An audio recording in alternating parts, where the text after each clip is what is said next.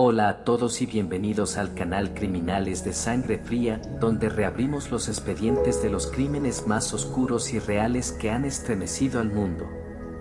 Si te apasionan las historias verdaderas, perturbadoras y llenas de misterio, no olvides suscribirte al canal y activar la campanita, porque lo que estás a punto de escuchar no es ficción. Hubo un asesino en serie que fue arrestado, juzgado y condenado por haber asesinado al menos a 8 mujeres. Pero luego, fue liberado, exonerado, y salió del país como si nunca hubiese hecho nada malo. Y no terminó ahí. Se trasladó a otro país, empezó una nueva vida. Y pocos años después, otra joven mujer apareció muerta, en circunstancias idénticas a las de sus víctimas anteriores. Su nombre es Gilberto Chamba, también conocido como el monstruo de Machala. Un hombre que fingía ser un padre ejemplar, un ciudadano común, pero que en realidad escondía dentro de sí a un depredador salvaje. Él no era simplemente un asesino. Era la prueba viviente de que el mal a veces no se encierra tras las rejas, sino que el propio sistema lo libera. Hoy vamos a adentrarnos en uno de los casos criminales más escalofriantes de América Latina y Europa. Un caso que no solo indigna, sino que también te hará preguntarte: ¿cuántos otros como Chamba están aún caminando libres entre nosotros? DY la BNDCH Tim Taiwan Naka PHN1 CLNGGPYK Conitoy Bajinuyen Poncache Gay CN INNH. Parte 1. El taxista y el rostro de un padre. Gilberto Antonio Chamba Jaramillo, nacido en 1963, en Machala, Ecuador. Un nombre que, a simple vista, no dice mucho. Un hombre que, aparentemente, no tenía nada fuera de lo común, casado, con 2 hijas, taxista de profesión, trabajador, tranquilo. Pero detrás de esa apariencia, se escondía una bestia. Entre 1988 y 1993, esa ciudad costera que solía ser tranquila comenzó a vivir una pesadilla. Jóvenes desaparecían sin dejar rastro. Algunas eran encontradas, pero en condiciones que nadie querría imaginar, violadas, torturadas y asesinadas de forma tan brutal que incluso los forenses se quedaron sin palabras. Mi hija acababa de salir de la universidad. Me dijo que tomaría un taxi para volver a casa, como siempre, pero nunca llegó. Relató con la voz quebrada la madre de una víctima. Todas las víctimas compartían un patrón: mujeres jóvenes, solas, que caminaban por la calle o esperaban transporte. Se subían a un taxi, confiando en que sería seguro, y ahí comenzaba su infierno. La autopsia de una de las víctimas dejó al equipo forense horrorizado. Una barra metálica había sido introducida por la garganta hasta salir por la boca. Nunca habíamos visto algo así. No era un asesinato para robar. Era un asesinato para satisfacer algo mucho más oscuro, confesó un investigador, visiblemente afectado. Tras años de búsqueda, finalmente la policía encontró al sospechoso, Gilberto Chamba. Cuando fue arrestado, no gritó, no luchó, no mostró miedo. ¿Sabe por qué lo estamos arrestando? Supongo que es por esas chicas.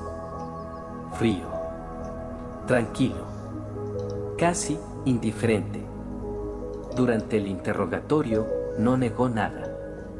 Al contrario, guió a los agentes de vuelta a las escenas del crimen con una precisión escalofriante. ¿Está seguro de que aquí fue donde dejó el cuerpo? Sí. El poste de luz a la derecha. El césped inclinado. Aquella noche no había luna. Y eso fue lo más aterrador. No por lo que hizo, sino por cómo lo recordaba, como si fuese un recuerdo querido. Parte 2. Vacíos legales y la fuga legítima de un asesino. En 1993, tras una serie de asesinatos que sacudieron la ciudad de Machala, Gilberto Chamba fue finalmente arrestado. Confesó todos los crímenes, sin mostrar arrepentimiento, sin pedir perdón, e incluso guió a la policía a los lugares donde había abandonado los cuerpos, con precisión escalofriante. El tribunal dictó sentencia, 16 años de prisión, la pena máxima permitida por la ley ecuatoriana en ese momento para los delitos imputados. Hombre báscula el acusado, Gilberto Antonio Chamba Jaramillo, es condenado a 16 años de prisión por homicidio, violación y agresión agravada. Uno pensaría que ese monstruo pasaría el resto de su vida tras las rejas. Pero no. La historia apenas comenzaba a desviarse hacia lo impensable. Ley 12X1, un día cuenta por dos. En los años 90, el sistema penitenciario de Ecuador colapsó, prisiones superpobladas, insalubres, sin condiciones mínimas. El gobierno aprobó una ley temporal para aliviar la crisis. Por cada día cumplido en condiciones inadecuadas, se contarían 2 días de condena. Chamba, con buena conducta y actitud cooperativa, fue uno de los beneficiarios. Según los informes, el interno ha mostrado buen comportamiento. Su tiempo efectivo de reclusión equivale ya a más de 11 años. La verdad, solo llevaba 6 años encerrado. Jubileo 2000, perdón para un asesino serial. En el año 2000, con motivo del jubileo católico, el gobierno decretó un indulto nacional masivo. Cientos de reclusos, sin importar la gravedad de sus crímenes, recibieron reducción de penas o anulación de antecedentes. Entre ellos, estaba Gilberto Chamba. Los beneficiarios no están limitados por el tipo de delito. Se concede reducción adicional de 1 año. Menos de 7 años después de su condena, Chamba salió libre. No hubo vigilancia. No hubo antecedentes en su expediente. Fue como si nunca hubiese matado a nadie. La fuga legítima, sin disfraces, sin mentiras. Chamba no huyó. No usó documentos falsos. Ni siquiera necesitó sobornar a nadie. Porque la propia ley le abrió la puerta. Compró un boleto de avión, preparó su pasaporte legal y salió de Ecuador como un ciudadano cualquiera. Destino, España. En ese momento, España acogía oleadas de migrantes latinoamericanos. Si tenías papeles en regla y ningún antecedente penal, el camino estaba libre. Y Chamba, gracias a un sistema que limpió su historial, cruzó la frontera como si fuese un hombre nuevo. Pasaporte en regla. Bienvenido a España. Nadie lo alertó. Ninguna señal saltó en Interpol. Nadie sabía que ese hombre había asesinado a 8 mujeres. Una nueva vida en Lleida, un monstruo entre nosotros. Se instaló en Lleida, una ciudad tranquila en Cataluña. Nadie conocía su pasado. Consiguió trabajos sencillos, obrero, limpieza, carga. Finalmente, se estableció como vigilante de un aparcamiento cerca de una facultad de Derecho. Cada día, veía entrar y salir a estudiantes. Sobre todo, a mujeres jóvenes. Y poco a poco, el instinto del depredador volvió a despertarse. No atacó de inmediato. Observó. Eligió. Esperó. Comenzó a hacer llamadas anónimas. Usaba tarjetas prepago. Se obsesionó con una sola chica, María Isabel Bascuñana, estudiante de Derecho. No lo sabía, pero esta vez no saldría impune. Parte 3. María Isabel, la 9ª víctima y el precio del silencio. María Isabel Bascuñana, de 22 años, estudiante de último año de Derecho en la Universidad de Lleida. La menor de una familia de clase media. Inteligente, puntual, amable. Su vida estaba ordenada hasta el último detalle. Por eso, cuando desapareció sin explicación alguna una mañana de agosto de 2004, su familia lo supo al instante. Algo estaba muy mal. Ese día, María Isabel le dijo a su madre que iba a la biblioteca a estudiar. Salió de casa a las 8:15 de la mañana, como siempre. Caminaba por el parque, cruzaba un estacionamiento vacío y luego llegaba al campus. Pero esta vez, nunca llegó. La llamé muchas veces. El teléfono sonaba, pero no contestaba. Mi hija nunca hacía eso, contó su madre, con la voz rota. Al caer la tarde, la familia denunció su desaparición. La policía inició una operación de búsqueda urgente. 3 días de rastreo, con perros, helicópteros y decenas de voluntarios. Y entonces, un corredor encontró algo extraño bajo unos arbustos cerca del estacionamiento. Era el cuerpo de María Isabel, parcialmente desnuda, atada con bridas de plástico, amordazada, estrangulada. Su rostro, completamente desfigurado por los golpes. Había señales claras de agresión sexual brutal. Esto no fue un ataque impulsivo. Fue una ejecución calculada, premeditada, llevada a cabo con una frialdad monstruosa. Desde el primer momento supimos que este no era su primer crimen. Durante la investigación, la policía descubrió que María había recibido varias llamadas misteriosas en los días anteriores. Las llamadas provenían de un número prepago, sin registro. Una cámara de seguridad en una tienda de telefonía mostró a un hombre de origen latino comprando esa SIM anónima días antes. El rostro no era nítido, pero la silueta era familiar para muchos vecinos. El hombre trabajaba como vigilante del aparcamiento cercano. Un hombre que todos describían como callado, educado, inofensivo. Su nombre, Gilberto Chamba. Chamba fue citado a declarar. Negó cualquier implicación. No conozco a María. Nunca hablé con ella. Pero los investigadores notaron rasguños recientes en sus piernas, compatibles con el entorno donde se halló el cuerpo. En su cuarto alquilado encontraron bridas plásticas idénticas a las usadas para atar a la víctima y un par de zapatos con trazas microscópicas de sangre, que coincidían con el ADN de María Isabel. Cuando le dijimos que teníamos su ADN, se quedó en silencio. No dijo una sola palabra más. Al revisar su historial migratorio, la policía quedó perpleja. Chamba no tenía antecedentes en España. Pero un oficial veterano sospechó del apellido Chamba, poco común, y decidió investigar más. Contactaron a Interpol y a la policía de Ecuador. Y entonces, la verdad estalló. Gilberto Chamba había sido condenado por el asesinato de al menos 8 mujeres en Ecuador.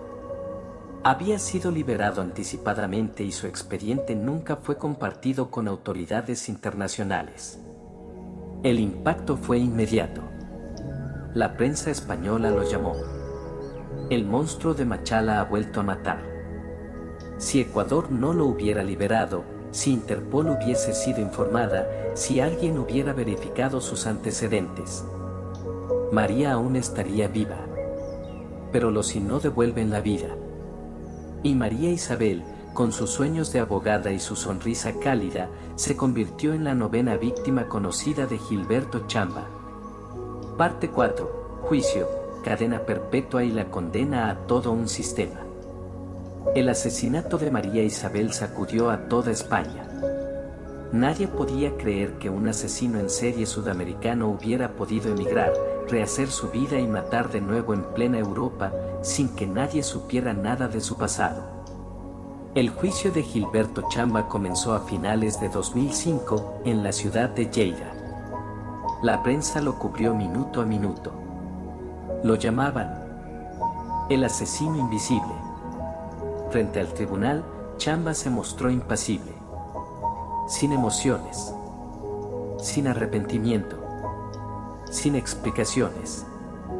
La fiscalía expuso la brutalidad del crimen, el acecho previo, la compra del chip anónimo, la elección del momento, la ejecución del asesinato y el intento de eliminar pruebas. todo fríamente planeado. Esto no fue un crimen. Fue la caza de un depredador. La policía presentó una batería de pruebas demoledoras. Sangre de María Isabel encontrada en los zapatos de Chamba. ADN coincidente en muestras biológicas recogidas del cuerpo. Bridas plásticas idénticas a las utilizadas en el crimen. Grabaciones de cámaras de seguridad mostrando el seguimiento previo. Registros telefónicos que rastrean las llamadas desde una tarjeta prepago vinculada a él. Las pruebas lo aplastaban. No quedaba espacio para la duda. No estamos ante un simple asesino. Estamos ante una máquina de matar que el sistema liberó. La familia de María Isabel asistió al juicio en silencio. Su madre sostenía una fotografía de la joven, tomada en su graduación de secundaria. No solo perdimos a nuestra hija, perdimos la fe en la justicia. El tribunal dictó sentencia, cadena perpetua sin posibilidad de libertad condicional. Esta vez, Gilberto Chamba no saldría jamás. Este hombre no puede volver a pisar las calles. Nunca más. Pero cuando se leyó el veredicto, nadie aplaudió. Nadie celebró. Porque todos sabían que la muerte de María Isabel nunca debió ocurrir. El caso Chamba obligó a Interpol y a varios países a revisar sus protocolos sobre antecedentes penales y migración internacional. ¿Cómo pudo un asesino múltiple salir libre, viajar sin restricciones y comenzar una nueva vida sin dejar rastro? ¿Cómo es posible que no existiera ninguna alerta, ningún seguimiento, ningún control? Una sentencia correcta no repara un sistema que ha fallado. El crimen de María Isabel se convirtió en una advertencia global. Mientras existan vacíos legales, habrá otros Chamba. Y mientras no se actúe, otras Marías seguirán cayendo. Este fue el expediente de Gilberto Chamba, el monstruo de Machala. Un recordatorio escalofriante de que no todos los rostros humanos esconden un alma humana. Epílogo, expediente cerrado, pero la herida sigue abierta.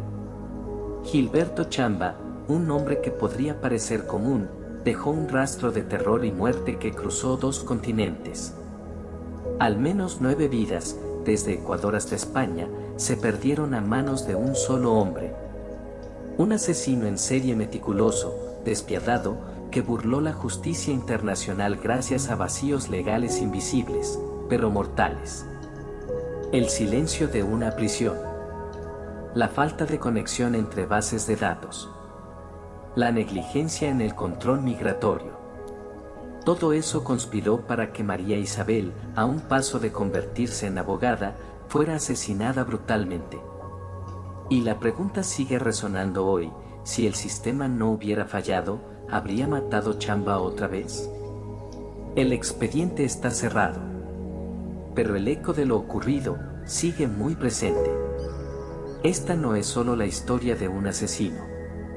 Es la historia de lo que ocurre cuando la indiferencia, la burocracia y la descoordinación matan en silencio. Gracias por acompañarnos hasta el final de este expediente. Si crees que esta historia merece ser conocida por más personas, no olvides dar like, compartir y suscribirte al canal para no perderte ningún caso más. Todavía quedan muchas verdades esperando ser descubiertas. Nos vemos en el próximo expediente.